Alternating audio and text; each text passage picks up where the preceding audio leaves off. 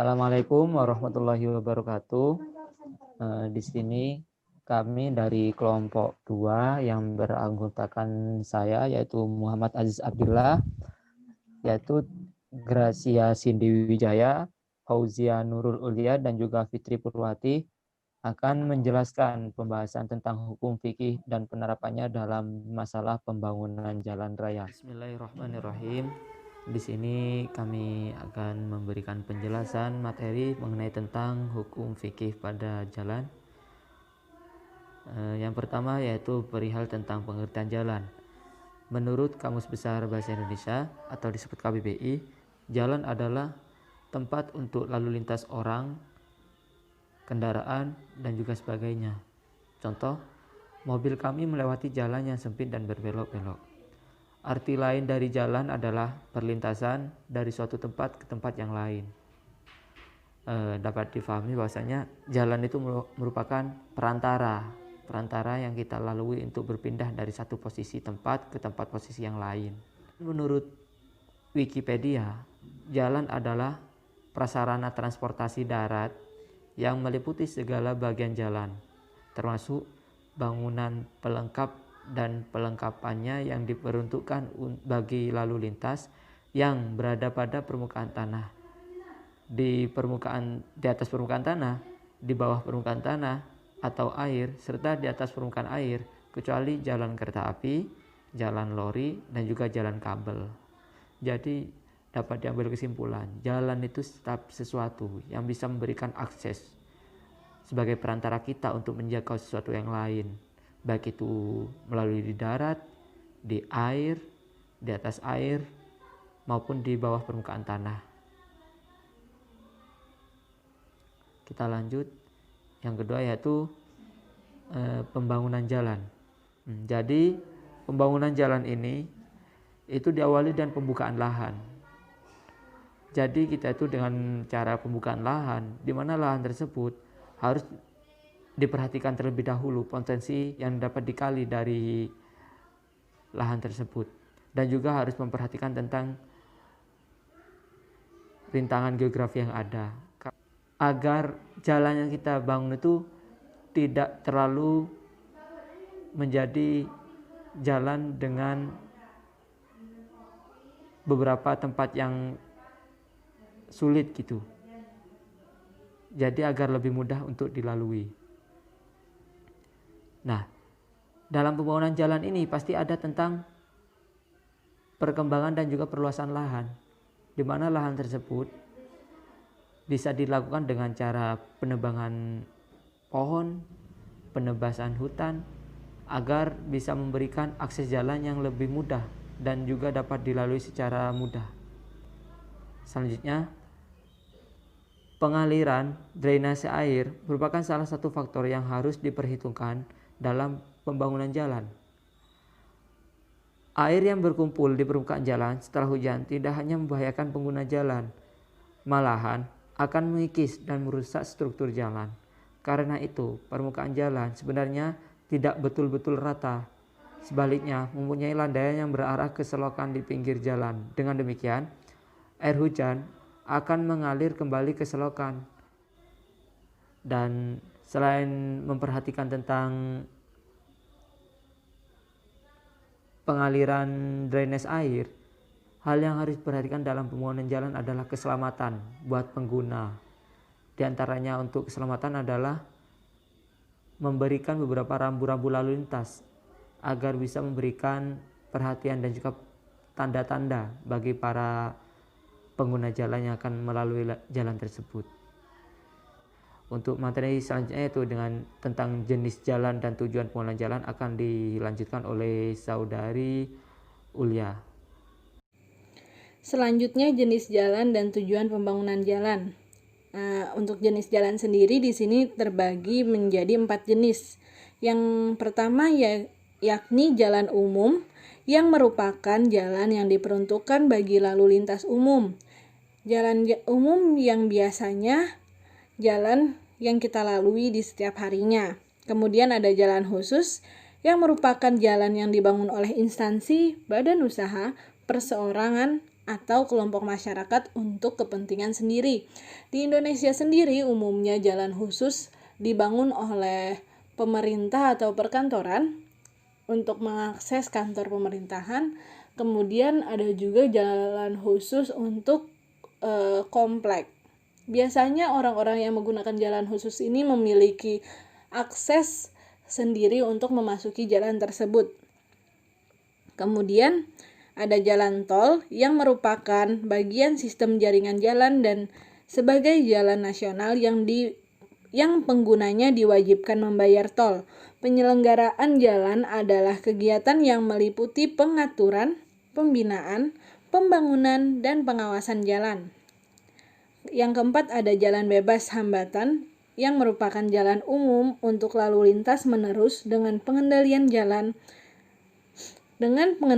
jalan masuk secara penuh dan tanpa adanya persimpangan sebanding, serta dilengkapi dengan pagar ruang milik jalan. Kemudian ada tujuan pembangunan jalan, yakni memperlancar lalu lintas di daerah yang telah berkembang, meningkatkan pelayanan distribusi barang dan jasa guna, menunjang pertumbuhan ekonomi, meningkatkan pemerataan hasil pembangunan dan keadilan, dan meringankan beban dana pemerintah melalui partisipasi pengguna jalan. Kemudian ada ukuran jalan. Secara desain geometrik, potongan melintang jalan meliputi bagian-bagian antara lain badan jalan dan daerah jalan, jumlah dan lebar jalur, median, bahu jalan yang diperkeras, fasilitas perjalanan atau trotoar, dan lainnya. Kebutuhan lebar badan jalan minimum adalah 3,5 meter dengan maksud agar lebar jalur lalu lintas dapat mencapai 3 meter sehingga dengan demikian pada keadaan darurat dapat dilewati ambulans, mobil pemadam kebakaran, dan kendaraan khusus lainnya. Ukuran jalan menurut kelasnya dibagi menjadi 5, yakni jalan kelas 1 yaitu jalan arteri yang dapat dilalui kendaraan bermotor termasuk muatan dengan ukuran lebar tidak melebihi 2,5 meter, ukuran panjang tidak melebihi 18 meter, dan muatan sumbu terberat yang diizinkan lebih besar dari 10 ton. Kemudian ada jalan kelas 2 yaitu jalan arteri yang dapat dilalui kendaraan bermotor termasuk muatan dengan ukuran lebar tidak melebihi 2,5 meter, ukuran panjang tidak melebihi 18 meter, dan muatan sumbu terberat yang diizinkan adalah 10 ton. Kemudian ada jalan kelas 3A yaitu jalan arteri atau kolektor yang dapat dilalui kendaraan bermotor termasuk muatan dengan ukuran lebar tidak melebihi 2,5 meter, ukuran panjang tidak melebihi 18 meter, dan muatan sumbu terberat yang diizinkan hanya 8 ton. Kemudian ada jalan kelas 3B yaitu jalan kolektor yang dapat dilalui kendaraan bermotor termasuk muatan dengan ukuran lebar tidak melebihi 2,5 meter, ukuran panjang tidak melebihi 12 meter, dan muatan sumbu terberat yang diizinkan hanya 8 ton.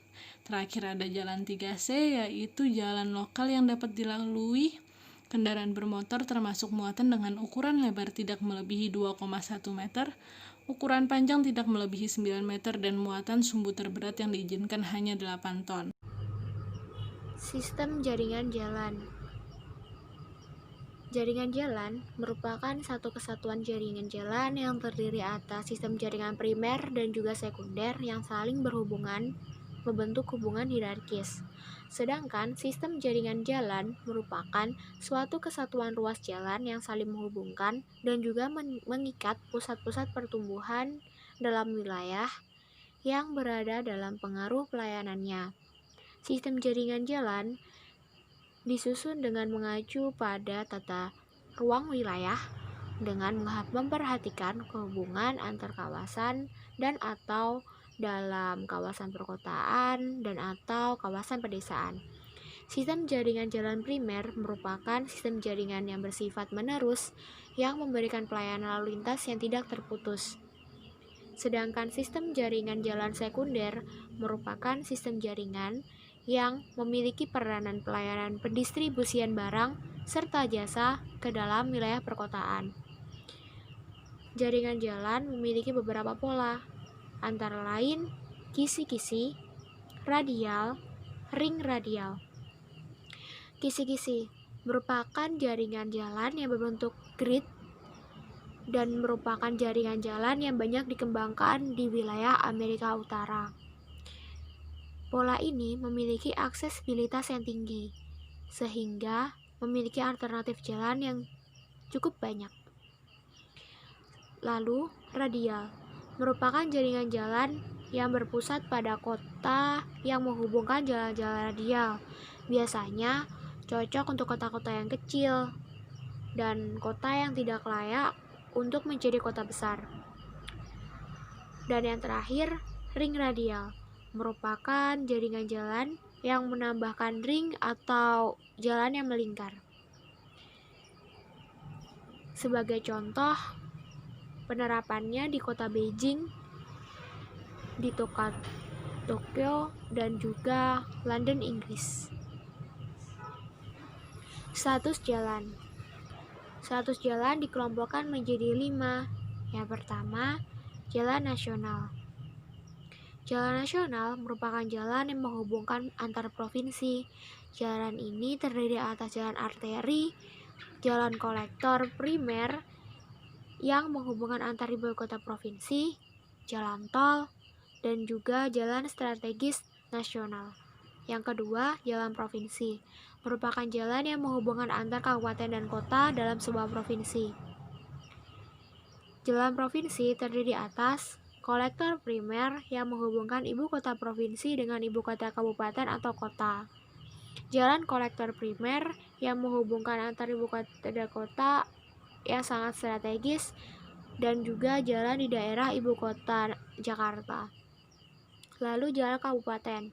Jalan kabupaten terdiri atas jalan kolektor primer yang tidak termasuk ke dalam jalan nasional dan juga jalan lokal primer yang menghubungkan ibu kota kabupaten dengan ibu kota kecamatan. Yang keempat, jalan kota merupakan jalan umum dalam sistem jaringan sekunder yang menghubungkan antar pusat pelayanan dalam kota dan juga menghubungkan pusat pelayanan dengan daerah persil, menghubungkan antar persil, dan juga menghubungkan antar pusat permukiman yang berada di dalam kota. Dan yang terakhir, jalan desa merupakan sebuah jalan umum yang menghubungkan kawasan dan atau antar pemukiman di dalam desa, serta di dalamnya juga terdapat jalan lingkungan. Adalah status jalan dari beberapa aspek. Tak hanya manusia yang punya status, jalan pun punya status. Status menentukan jalan itu dikelola oleh siapa. Kadangkala ada masyarakat yang proses ke Kementerian Pekerjaan Umum dan Perumahan Rakyat atau PUPR pusat di Jakarta kalau jalan raya di depan rumahnya rusak. Ternyata jalan tersebut tidak dikelola oleh Kementerian PUPR, tetapi oleh Dinas Pekerjaan Umum Provinsi. Ada juga kasus jalan yang seharusnya dikelola oleh pusat dan tangan perbaikan oleh provinsi atau kabupaten. Maksudnya sih baik ingin memperbaiki jalan yang rusak, tetapi malah jadi temuan pemeriksa, KPK, BPK, atau Inspektorat. Akhirnya malah berujung ke masalah hukum. Ada baiknya kita tahu jalan di sekitar kita dikelola oleh siapa, sehingga akan jelas kepada siapa kita mengadu atau berkonsultasi. Status jalan ini dikelompokkan menjadi 5, yakni pertama jalan nasional. Jalan nasional adalah jalan yang menghubungkan provinsi antar provinsi, berarti antar provinsi satu dengan yang lainnya, misal Jawa Timur dan Jawa Tengah. Jalan nasional terdiri atas jalan arteri primer, jalan kolektor primer yang menghubungkan antara ibu kota provinsi, jalan tol, dan jalan strategis nasional. Yang kedua adalah jalan provinsi. Jalan provinsi adalah yang menghubungkan antara kabupaten atau kota dalam sebuah provinsi. Jalan provinsi terdiri atas jalan kolektor primer yang menghubungkan ibu kota provinsi dengan ibu kota kabupaten atau kota, jalan kolektor primer yang menghubungkan antar ibu kota kabupaten atau kota, jalan strategis provinsi, dan jalan di daerah khusus ibu kota Jakarta kecuali jalan arteri primer, jalan kolektor primer yang menghubungkan antar ibu kota provinsi, jalan tol, dan jalan strategis nasional. Jalan kabupaten adalah jalan yang menghubungkan antar kelurahan atau desa. Ketiga adalah jalan kabupaten terdiri atas jalan kolektor primer yang tidak termasuk dalam jalan nasional dan jalan lokal primer yang menghubungkan ibu kota kabupaten dengan ibu kota kecamatan, ibu kota kabupaten dengan pusat desa, antar ibu kota kecamatan dengan desa, dan antar desa. Jalan sekunder yang tidak termasuk jalan provinsi dan jalan sekunder dalam kota, dan jalan strategis kabupaten. Yang keempat adalah jalan kota. Jalan kota adalah jalanan umum dalam sistem jaringan sekunder yang menghubungkan antar pusat pelayanan dalam kota, menghubungkan pusat pelayanan dengan persil, menghubungkan antar persil serta menghubungkan antar pusat permukiman yang berada di dalam kota. Yang terakhir adalah jalan desa. Jalan desa adalah jalan umum yang menghubungkan kawasan dan atau antar pemukiman di dalam desa serta jalan lingkungan. Berikutnya adalah kaidah pembangunan jalan. Dalam pembangunan jalan kita tidak boleh sembarangan untuk membangun jalan tanpa kita melihat apa dari kemanfaatan jalan tersebut. Jadi ada kaidah dan hal yang harus diperhatikan. Yang pertama adalah kaidah al-mufazatu ala qadimi sholih wa akhdhu bi jadidil aslah, yaitu memelihara hal lama yang baik dan mengambil hal baru yang lebih baik. Dalam konteks fikih, kaidah ini bisa dipraktikkan pada penambahan rambu-rambu lalu lintas. Kita dianjurkan untuk memasang rambu-rambu tersebut, namun jika tidak dipasang juga aslah, yaitu boleh. Akan tetapi rambu-rambu berikut lebih baik dipasang untuk menambah kehati-hatian pengendara motor, mobil, dan pengguna jalan lainnya. Yang kedua adalah kaidah ma yustaratu fihi ta'yinu fal qata'u fihi mubtil. Apa yang diisyaratkan di dalamnya kekhususan atau ketentuan, maka kesalahan dalam pernyataannya menjadikan batal. Kaidah ini lazimnya berkaitan dengan niat. Dalam beberapa hal, memang niat itu perkara batin, tidak harus lauziyah. Tetapi dalam urusan jalan raya, kaidah di atas berlaku ketat. Salah sedikit atau tak lengkap bisa jadi masalah. Maka kaidah ini harus benar-benar lengkap. Yang ketiga adalah kaidah ad-dororu yuzalu walakin ya yuzalu ad-dororu bil ad-doror. Mara bahaya atau keburukan hendaknya dihilangkan, tetapi tidak boleh menghilangkannya dengan mara bahaya atau keburukan baru. Terapan kaidah tersebut jelas juga bisa berlaku di jalan raya. Contohnya, pada jalan-jalan yang menikung, lazim diberi marka jalan tak putus, tanda dilarang menyalip demi keamanan dan keselamatan para pengendara.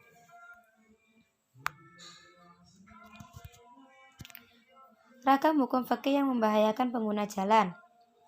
Dalam Islam telah disebutkan dan ditetapkan tentang adab yang terkait dengan jalan, yang mana dengan adab tersebut seorang muslim dapat meraih ridho Allah, memberikan sesuatu yang baik bagi manusia, serta mencegah dan menjauhkannya dari gangguan.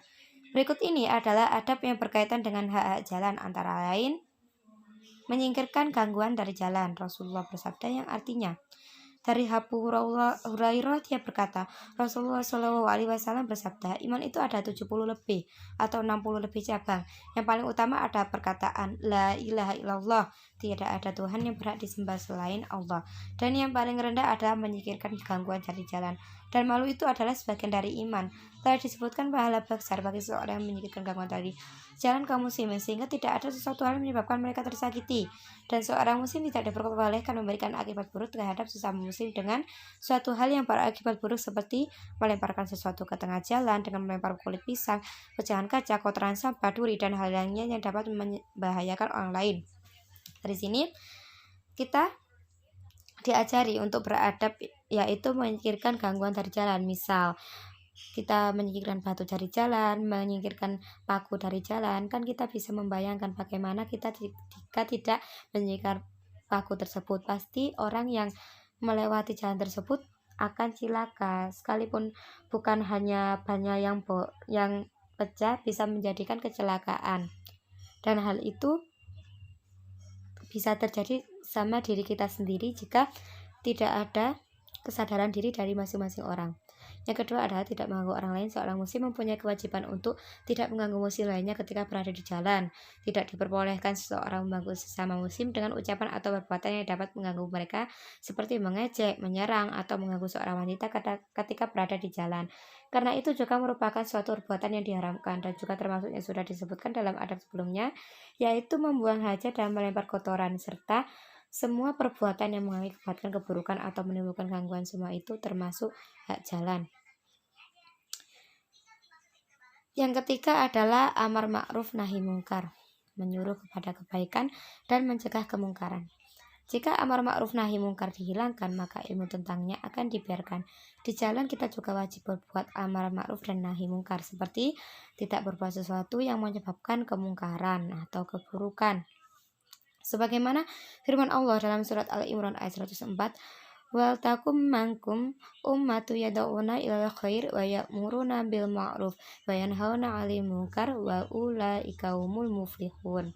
Yang artinya, dan hendaklah di antara kamu segolongan umat yang mengajak kepada kebajikan, menyuruh kepada yang ma'ruf dan mencegah dari yang mungkar. Dan mereka itulah orang-orang yang beruntung. Quran surat Al-Imran ayat 104.